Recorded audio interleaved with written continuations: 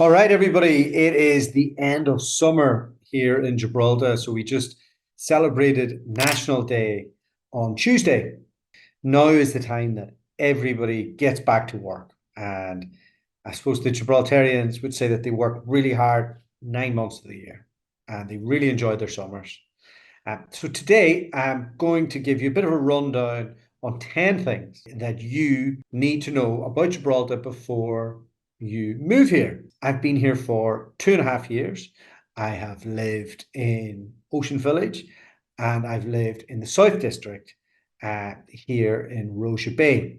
So I've had a bit of an insight into both sides of town, and I've been here long enough now to experience 2 summers, 2 winters, and to have maybe an idea of what life is like here. So I'm going to go through 10 things that will help you get an insight. So we'll start off with the Gibraltarian people. They're kind of like us Irish in many ways. They're social people. They like to have a good time, friendly. It's like living in a village in Ireland in a lot of ways.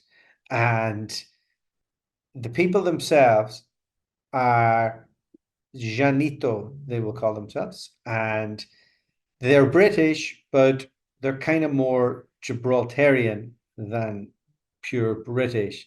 And what that Gibraltarian mix is, I mean, there's obviously lots of Spanish people that come in and out to work and have married into the local Gibraltarian people. There are the UK army facilities that have been here for years and years and years. There are the Indian community. There's Franco closed off the border for years and years and years. So the Moroccan people are here as well. And they would have been used for workers whenever there was nobody could come in from Spain. There's a large Jewish community here as well. And then there's a lot of people that work in insurance and the gambling industry. And they come from all over, really, but mainly the UK and Ireland. So you have this eclectic mix of local people, Spanish people, English, Irish, Indian, Moroccans, and Jewish people. And there's actually quite a lot of Israelis here as well from the gaming industry. And over the last couple of years, our business only does stuff outside of Gibraltar. And I'll go into some of that in a little bit. But what it means is I haven't had a real professional experience here, but I did set up a martial arts club last January, and in there we have everybody. So and we have kids classes, and uh, I've had that ability to, I don't know, immerse myself in every element of all the different communities here because of it. So a bit of an insight into that. And everybody lives quite harmoniously here. But I'll go through a wee bit more of that. But that's the people. They're fun people. They are territorial people. They're very proud of their rock. They are very family orientated. They speak 2 languages mainly. Their Spanish is like they have this language which is a mixture of Spanish and English, but the actual language of the day is English. It's just they have this hybrid of English and Spanish, Llanito Spanish language that the locals speak. So that's probably an insight into the actual people. I've been very welcomed here and very happy to bring up my kids here. They bring me on to point number 2, property.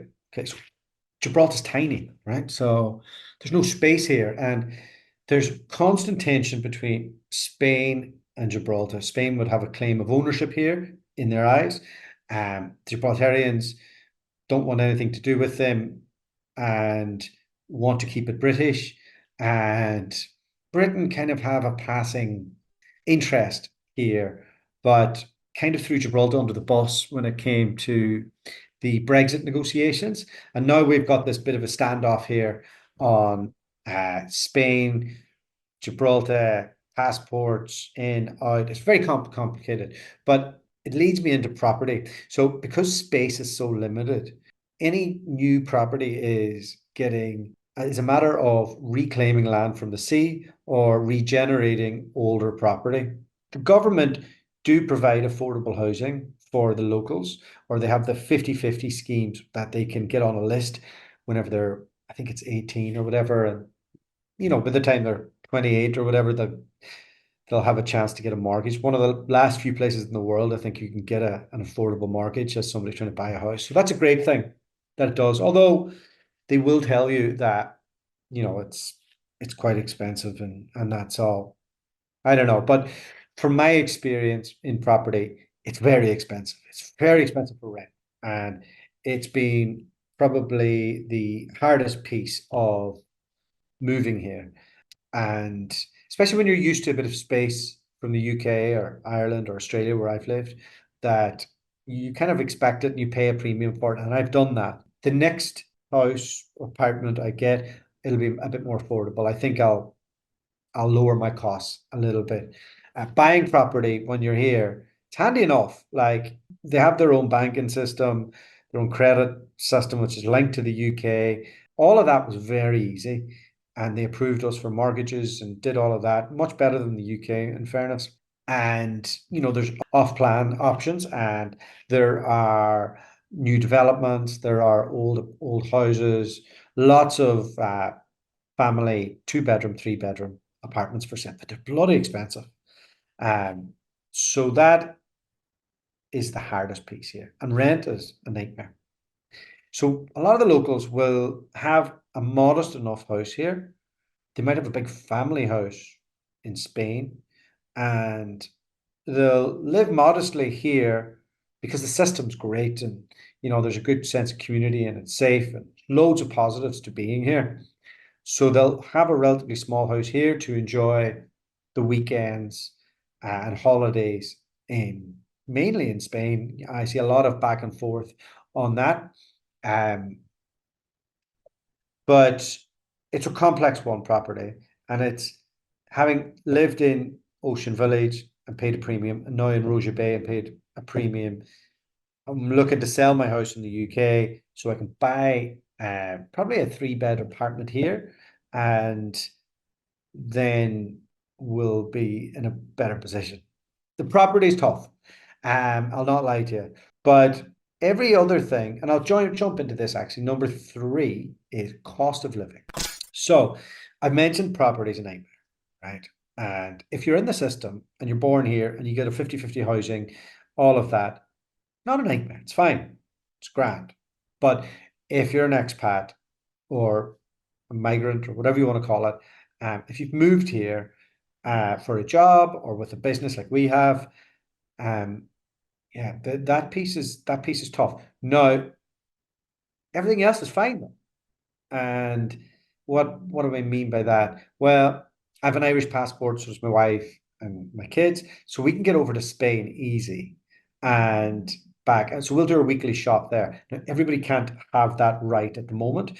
A lot of people, because of the border issues, don't have the freedom of movement to make that happen. But that's a massive one for us. It's getting that weekly shop in Spain. It's actually cheaper than it was in England for us because of that. Petrol here, so cheap.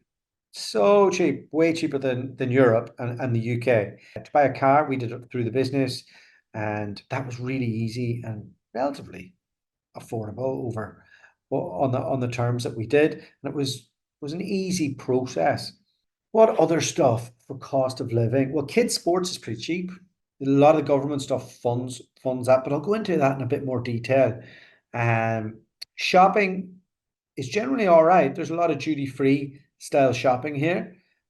So if it's not here, you can get into Spain. It's handy enough. Electricity's cheap. There's no real charges like other than that. So I have to like from a living perspective, it's not bad. It's not bad. Once we sort out the property piece of our puzzle, that's just my own puzzle. I'm not having a moan about it. I knew what I was getting into, and I did choose an expensive place to rent because I wanted my family to settle and to be happy, and I wanted my kids to go to the school in the south.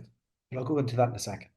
Okay, so I alluded to passports and the border.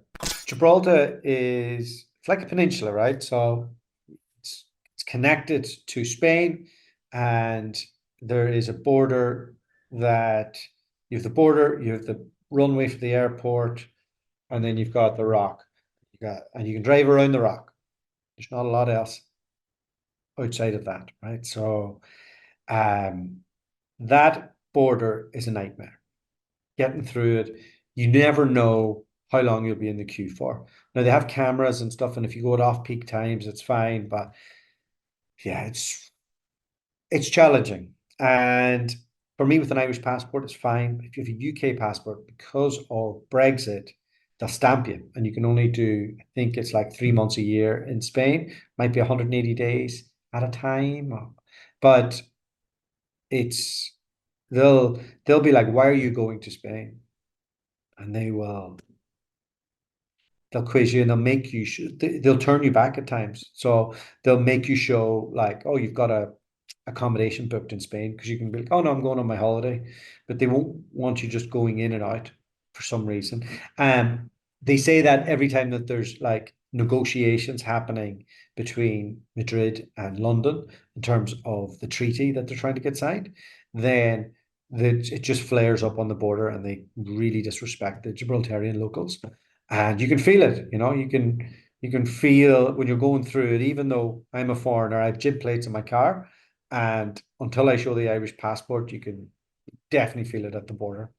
And if you're not sure or you want any more details on this, Facebook group called Speak Freely, where the locals talk and complain and debate about everything towards Gibraltar. Um, so it's one of the only places I think where government is run through a Facebook group. So that's the border stuff. The truth is we don't know what's going to happen in the next few months of that. So let's see. Hopefully the locals and the UK passports get like more freedom of movement and stuff. But on the actual border itself, quite happy that there is a border because it's super safe here. And that'll probably bring me on to schools, education, bringing up kids here. So the school system's amazing. They tend to like get a lot of people off to university. Um, it's there isn't a lot of pressure. That's the first thing. So my youngest went to school in England for a little bit. I remember you'd feel the pressure at the school gates from straight away, homework, all of that stuff. Here, it is a doddle. So the kids are outside playing all the time and they're living in the sunshine. They have the UK education system, but with a twist that it's a bit more relaxed. And if they get through the system and they get to their A levels, they qualify, do all of that, Gibraltar will pay for them to go to England for free to you do university. So with the caveat that you have to pass. But how amazing is that? So it's basically like this people factory where they just like go and they get their degrees and their masters and their qualifications. Some of them come back and some of them contribute to other societies. If you don't get through the system, then it's tough to get like the jobs from there. You would probably say government is a massive employer here. And like I'm 41 and I meet guys that are in their early 50s and they're retired. And it's one of the only places where I've been in conversations with people in my generation and they're talking about their retirement. And people will do their time in the government and they'll live a modest life, invest in a bit of property. Property has been flying. That one thing I haven't mentioned is there was a boom. Like this wasn't the rich place it is, and the people who had property made a fortune. And a lot of people are able to retire young. So what does that person do who doesn't have a degree? Well, I would say the army and the government. Government I mentioned, and the army is the next one. British Army's here, Navy's here. Get a lot of people who go off and do that, and then come back, and then they'll probably set up their own business on the side, or or they'll do that. They'll have something like that. The other employers then are the gaming industry. Lots of people come back from uni, get into that, but it's competitive. It's competitive to get those jobs. There's a lot of educated Gibraltarians uh, looking to move back here. Um, like you very rarely meet a teacher that isn't from here. Like they're highly sought after jobs. It's like a nice version of being a teacher in England. Like there's no Ofsted here, so they're like employers. And then there's the local health would be a big one as well. Um, I'm not a recruiter here, so I'm not in the system per se, but I would say if you're looking to come here and get a big job that's going to pay you lots of money, it's probably not the place, to be honest. Um, if you're running a business, however, there are some advantages on that there. Okay, so that's school and education. And look, I have two boys. They go to St. Joseph's. Everything's fine. It's all good. No complaints. Like they're happy. Teachers are nice. Um, their friends are amazing. Parents are great. Like I couldn't have worked out better for us. I'm buzzing on it. Like it's a nice experience for everybody. The way of life. I'll just talk about the way of life. So that brings me, so I've talked about people, property, cost of living, passports, border, school and education, way of life. Okay, so the best way to describe it is summer hours. Like, and I fought against this type of thing at the start. And you come here with your UK Irish mentality of working hard and we don't really have a summer in Ireland. Not like here. So here, the whole year is based around the school year. And during that school year, whenever there's holidays and midterm, Easter, all of that, everybody leaves Gibraltar. So it's like a ghost town here. And there's just like the sports clubs stop, the social stuff stops. Nightlife kind of is geared towards tourism a wee bit. There's not much. Um, so they really, really, really like summer is government just goes on half hours um, from the start of summer till the end, which is National Day, and you just embrace it. Like you won't get much done during the Gibraltarian summer, and it is what it is. And yeah, I mean, I this year we got a bit more into it, because we moved to the south, right? So I would pick up the kids. I do all my meetings and that, and I pick up the kids from school. Me and Charlotte work in the same business, so depends who has the most meetings. Usually she does, and then I just go to the quarry, one of the local beaches, and just play with them. And they have a big gang of friends, and yeah, it's great. You kind of just get into it. So I suppose the way of life here is work hard for most of the year, travel at every opportunity, like get off the rock at every opportunity based around the school calendar year, and don't spend too much money on going out, restaurants, that type of stuff. Um, that'll bring me to the next one. So, like when you go here, everybody will have a packed lunch, like they'll have their barbecue, they'll have everything there. They won't be eating out as much, they won't be spending money as aggressively as other places. And I don't know, there just seems to be that culture here.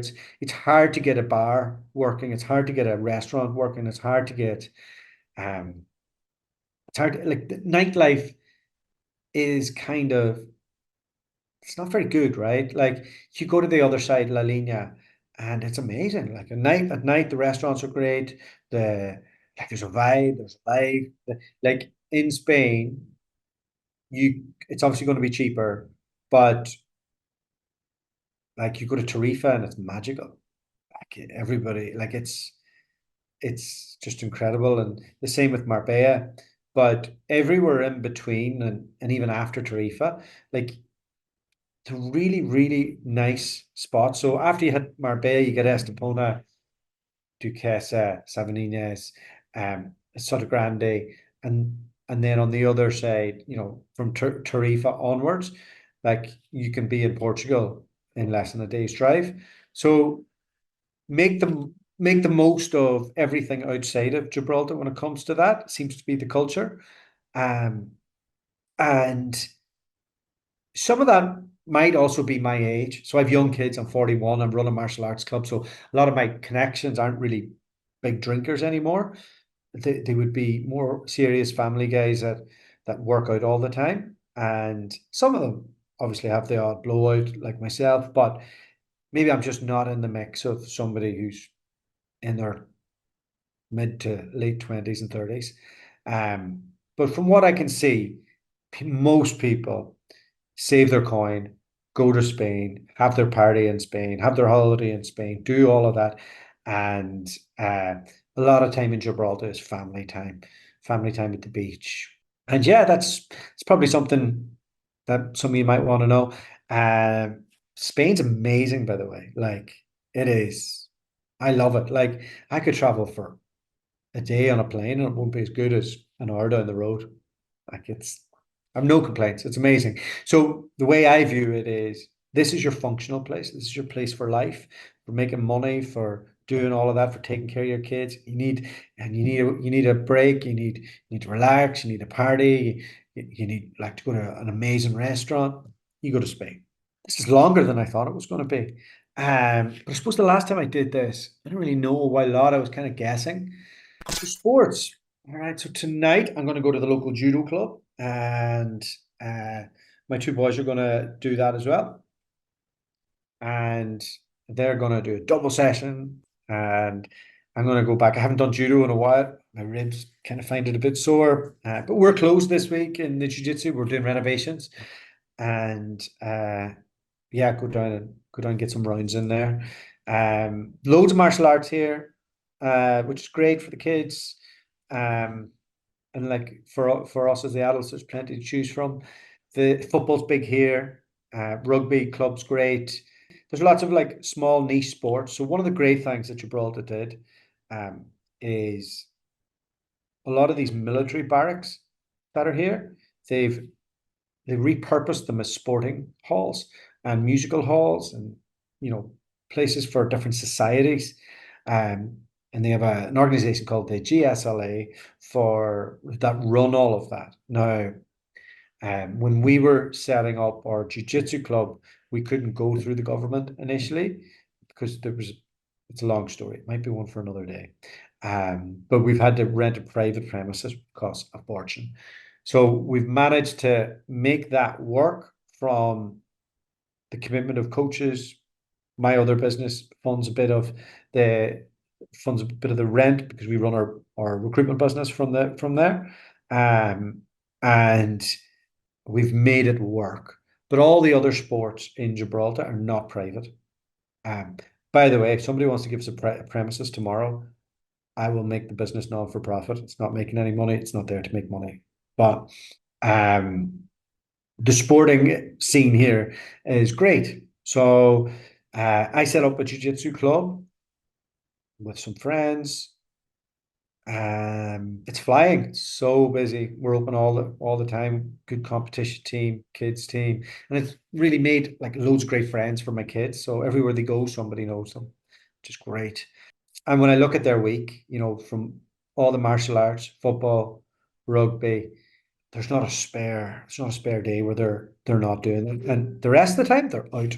They're out, they're swimming, they're in the water, they're living outside. And I love it. I love the sporty way of life.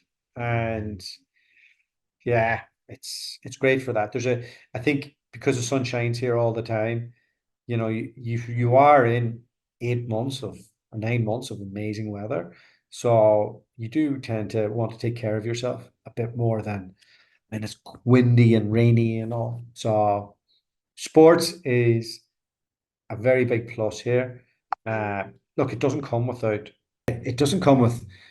its issues, like anything, but uh, having set up a club here, having my kids visited, taken part in multiple ones. having having access to doing sports myself. It's just great, and it's affordable, and everything's within reach. Yeah, everything is within reach. It really helps that like that bit. I suppose I'll just jump into like kids and sport because when you have two boys like I do, they're going to something every day. Like I look at there's one sport, if not two, every day. Um, and there's 6 and 7. And we don't force them, if they're too tired or whatever. The youngest one kind of gets tired, so he'll just be like, I don't fancy it today, or I do fancy. We'll have their nanny, Brianna, pick them up. I don't have a full-time nanny, by the way. She picks them up from school, and she takes them to one of the sports places most of the days.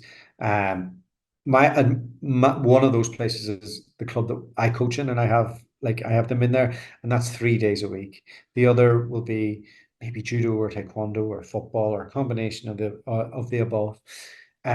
So she'll pick them up from school and she will drop them to the sports place, and that's great. So that means that I and Charlotte can work a little bit longer, and then I'll jump down and collect them, or mostly I will go down and collect them, and yeah, we find that's been a big one. Oh, where have I gone?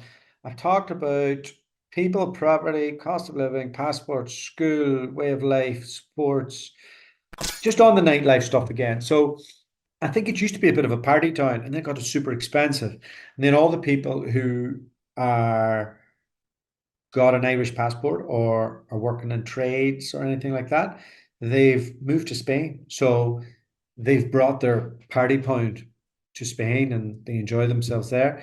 Gibraltar can kind of feel like it's a ghost town at 8 p.m. at times. Ocean Village is a bit more lively, but for the most part, you're after nightlife, this is not your place. Will that always be the case? I don't know, but you know, tax and business. So there's a few things on that. One, employment here, it's fine. Tax rate's not bad. The wages aren't that massive.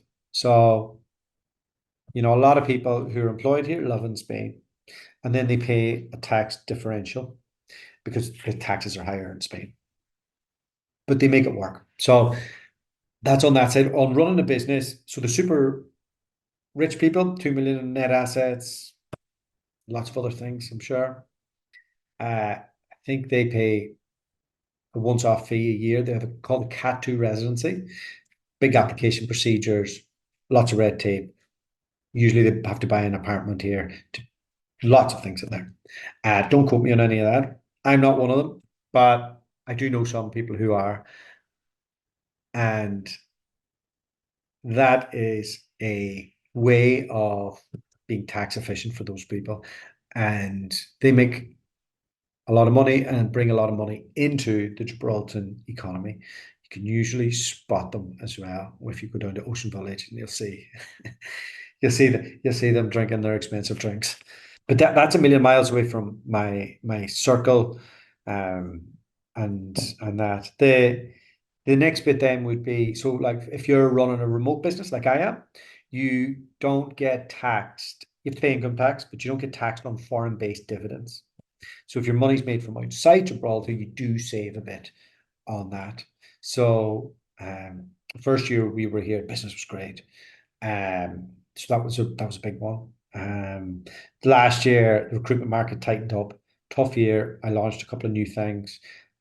So we didn't really get the benefit of that, but or not massively. But next year, the year after, the next 10 years, get the profits back up in the business. We should see the rewards of that. So that was a bit of a strategic one in terms of the tax. Um, what else? What else? Beaches. That's a funny one. So I mentioned the Facebook group, Speak Freely. It's a mad place. I go on there just to wind people up sometimes. Um, a lot of things that they say there. There's lots of debates about the beaches, and the locals are super territorial on their beaches, and they'll have like families will have their spot on the beach, and you better not accidentally sit on it. And if you do, they might just start building their whole tent structures all around you. Um, I think if you're a tourist or new, they will be very polite and tell you. If you're another local, watch out. And then there's a whole controversy on, can you put your umbrella in the morning to save your spot, or do you have to be at the beach? There's always drama on this. Um, but we've largely never had a problem. I think luckily from launching the Angry Chill Brazilian Jiu Jitsu Club, we've got a great network of other parents who are locals who've kindly probably invited us into their spot. So that has been not a problem, but it's always a funny one for Gibraltar. Um, but the beaches are fine here, actually. They're underrated, I would say. Sandy Bay is lovely. Um, Caleta is lovely. My favorite is Quarry or Camp A as it's called. Just because we live there, I like diving off the stone area. Makes me feel like I'm in Ireland and I'm a little boy at Ned's Point again. So I enjoy that. Um, so that's it. Wow, that's a lot, right? Gibraltar. So what a move. Unbelievable. Like as a agent, as a recruiter, because we can do our job remotely. I don't know why more UK recruiters don't move here. Like I've coached so many of them over the years and they have the money to do it. And the quality of life of living here compared to the UK, it is way better here. And if you get cabin fever from here, just go to Spain for a little bit. It's great. Um, I suppose a couple other things. Um, Gibraltar has its own airport, so you can get to four different destinations in the UK. Otherwise, you get yourself down to Malaga and you've got one proper international airport. So like loads of travel points from there. Um, health health is free from the government, which is great. Education's free. I think if there's anything else really, you know, mostly this is just an awesome little place to live. People are great, and I'm super grateful and happy that we made this decision accidentally. I'll give you an anecdote on that before we go. We're supposed to go to Madeira. It was after COVID, and it was one of those flights that kept getting pushed back because of COVID. So we get to the airport and it doesn't work, or so we can't get through the airport, right? The airport doesn't work. Couldn't get through the airport because Huey, our youngest passport, wasn't renewed in time. And Charlotte had called them to tell them this beforehand. They said, "Don't worry, go on, just turn up, it'll be fine." So we get there and they say, "No, you can't go to Madeira." So I'm trying to think on my feet, what am I going to do? What am I going to do here? And I'm like, well, can we go anywhere with what we have? And they said, somewhere in the British Isles or somewhere that's British overseas. And I was like, all right, it's February. Well, had a look at the weather in Gibraltar. It was actually quite nice that week. Mostly, well, maybe I'll talk about the weather in a second. Mostly it's not in February, but it was. And we went to Gibraltar. And then my wife was fuming. She's ready to murder people. But we get there, and within a day, she says to me, I could live here. And I'm a great fantasist about moving to new places and what it would be like. So she knew not to get that going. Um, so we fleshed it out, did the numbers, did all of that, looked at everything, and the numbers worked. When we looked at that tax differential, the numbers worked, and we decided to make a go for it. So 6 weeks later, we were hosting an event in London for the recruitment industry, and we just had a meeting with Isolas, the lawyers, and just decided and went, you know what? Yeah, tell us what you need of us. Here, paid for it, and then they took care of the rest. Then we moved here. So what's next? Well, launched the new business stuff, so getting that up off the ground at the moment.